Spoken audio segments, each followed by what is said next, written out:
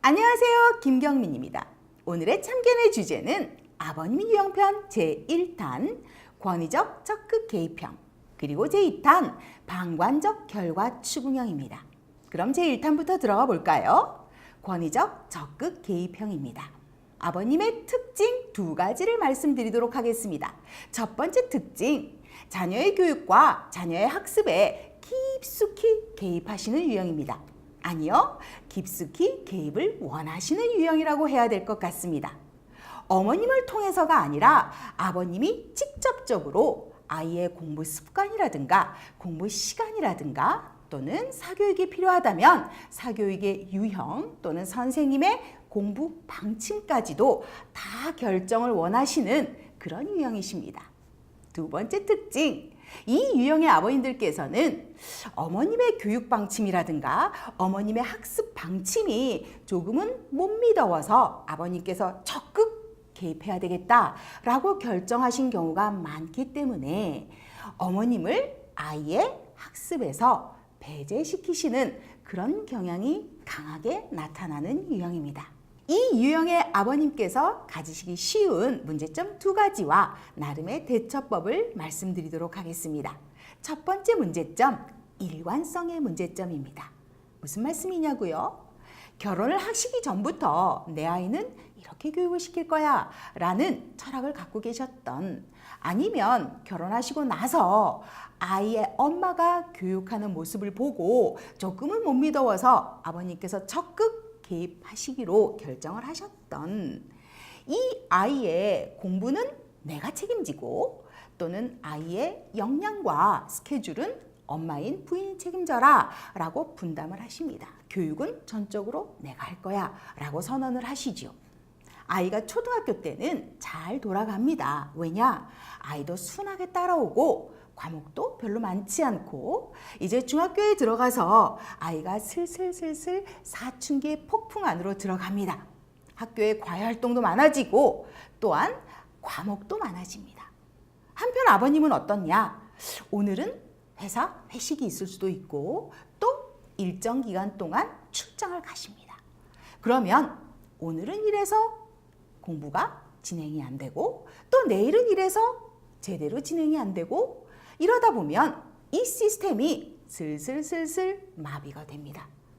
어느 날 갑자기 아버님이 아이가 제대로 갖추어지지 않은 모습을 보고, 아니 네가 지금 나이가 몇 살인데 네가 알아서 할 때도 되지 않았냐? 라고 아이를 나무라십니다. 아이는 어떻게 하면 좋을까요? 그렇지 않아도 반항기에 접어들었는데요.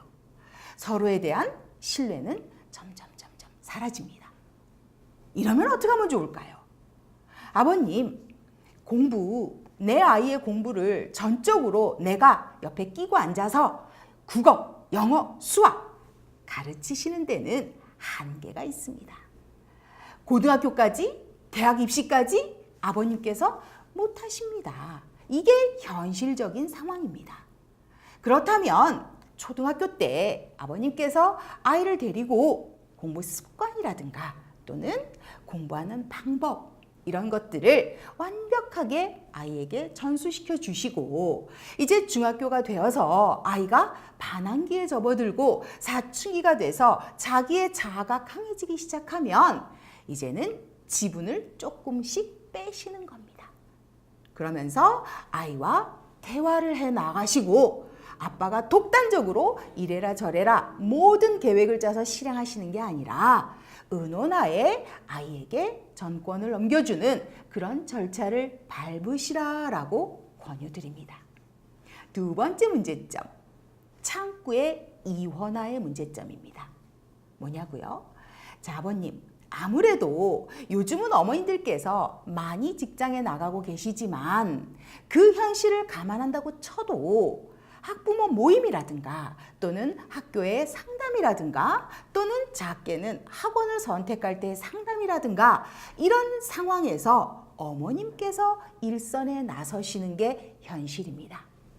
아버님께서 월차를 내시고 다 쫓아다니실 수는 없는 게 사실입니다. 그러면 현장에서 내 아이의 모습과 문제점 이런 것들을 직접 듣고 조언을 들으시고 이렇게 돌아오시는 건 어머님이시고, 그러면 아버님께서 교육을 담당하고 계시기 때문에 집에 와서 아버님에게 전달을 합니다. 아버님은 버럭 화를 내십니다. 그 선생이 뭘 알아? 그걸 지금 말이라고 해? 어머님의 전달 사항이 먹혀들질 않습니다. 왜냐? 이 권위적 적극 개입형의 아버님 유형은 정말 자아가 강하신 유형입니다. 그리고 당신의 인생관에 확신을 갖고 계신 부부들이 많기 때문에 선생님들이 충고하는 그런 부분들을 사실은 잘 안 받아들이십니다. 그러면 자, 어머님은 현장에서 듣고 오셨고 아이한테 말합니다. 선생님이 이렇대. 너 이런 점을 보완해야 된대. 이런 점은 고쳐야 된대. 아버님께도 전달을 합니다. 아버님은 화를 내십니다. 그리고는 아이한테 그럽니다. 야, 아빠가 오라. 아빠가 다 알아. 아빠가 시키는 대로 해. 아이는 어떻게 하면 좋을까요? 그래서 아빠 말 듣고 학교 가서 학원 가서 아빠 말대로 했습니다. 자, 문제가 발생합니다. 그러면 어떻게 하면 좋을까요? 그래도 여전히 아빠의 말대로 완벽하게 그 아이는 아바타가 되어야 될까요? 이게 창구의 이원화의 문제점이라는 겁니다. 아버님, 혼자서 아이 못 키우십니다. 무조건 어머님과 팀플레이 하셔야 됩니다. 아버님께서 아무리 옳은 교육 방침을 갖고 계시고 아무리 대단한 지식을 갖고 계셔도 내 아이를 마음대로 못한다라는 걸 인정하시고, 시대가 변했고 또 아버님이 그 24시간에 내 아이 교육에 다 참여할 수 없다라는 현실을 인정하시고 어머님과 함께 항상 의논하시는 태도, 그리고 아이와 3명이서 항상 어떻게 해야 할 것인지를 의논하시는 태도, 이 방향으로 아버님의 태도를 적극적으로 바꿔주시기를 조언을 드립니다. 아버님 유형편 제2탄 방관적 결과 추궁형으로 들어가 보도록 하겠습니다. 이 유형의 아버님의 특징 2가지 말씀드리겠습니다. 첫 번째 특징, 방관적이십니다. 아이하고 엄마가 충돌이 일어납니다. 어머님은 힘에 부쳐서 아버님께 계속 눈짓으로 SOS를 보냅니다. 아버님 눈 감으십니다. 남의 집 불구경하듯 방관적이신 유형입니다. 2번째 특징, 진정 방관적이시냐? 아닙니다. 결과가 좋지 않거나 아이의 생활 태도가 바르지 않을 땐 어머님을 뒤에서 마구 닥달하시는 유형입니다. 그러면 이 유형의 아버님께서 가지시는 문제점은 뭘까요? 당연하지 않을까요? 어머님의 분노, 어머님의 파업입니다. 무슨 말씀이냐고요? 자, 하루하루가 아이와의 전쟁입니다. 내 자식이지만 내 맘대로 안 됩니다. 너무 힘들게 아이를 교육시키고 또 스케줄도 소화하고 애쓰십니다. 아버님 뒤에서 어머님에게 계속 잔소리하십니다. 이건 이렇고 저건 저렇고 제 태도 봐라. 저기 지금 핸드폰 보고 있지 않냐? 당신 지금 저걸 제대로 지금 하고 있는 거냐? 어머님께서는 당연히 처음에는 그래 맞아. 부부가 있다면 한 사람이 분명 선역, 또 한 사람은 악역. 언제라도 아이들이 고민이 있으면 털어놓을 사람이 필요해. 굳이 이걸 따지자면 그래 남편이 선역을 하고 내가 악역을 맡자 인정하시고 결정하신 겁니다. 그래서 남편은 늘 아이들 앞에서 스마일, 좋은 아빠, 천사 이미지를 갖고 계시고 어머님은 항상 잔소리쟁이, 그리고 성적 가지고 계속 뭐라고 하는 물질적인 엄마, 속물적인 엄마, 이런 이미지를 덮어 쓰신 겁니다. 그런데 어머님에도 한계가 있습니다. 도대체 아이가 내 자식이지만 내 마음대로 되지 않습니다. 매일매일 사건, 사고가 발생을 하고 아버님께서 원하시는 그 모습대로 안 되는 경우가 많죠. 그러면 어머님은 아이하고 아버님 사이 중간에 끼신 겁니다. 아이는 아이대로 자기 주장이 점점 세지고 아버님은 쟤네들 봐라. 당신 뭐 하는 거냐? 똑바로 해라. 라고 어머님을 자꾸 나무라십니다. 어머님은 어디로 가야 될까요? 어머님이 무슨 죄가 있나요? 어머님 몸이 한계인데. 그 한계의 몸을 가지고 동분서주하고 계시지 않습니까? 이런 문제점이 생길 때 저는 이렇게 말씀드립니다. 아버님, 노선을 정하십시오. 방관적이시려면 아예 결과에도 방관적이십시오. 나는 내 부인에게 전권을 줬어. 그리고 나는 그저 바라볼 뿐이야. 그렇다면 그 결과가 어떻든 간에 내 와이프를 비난하지 말자.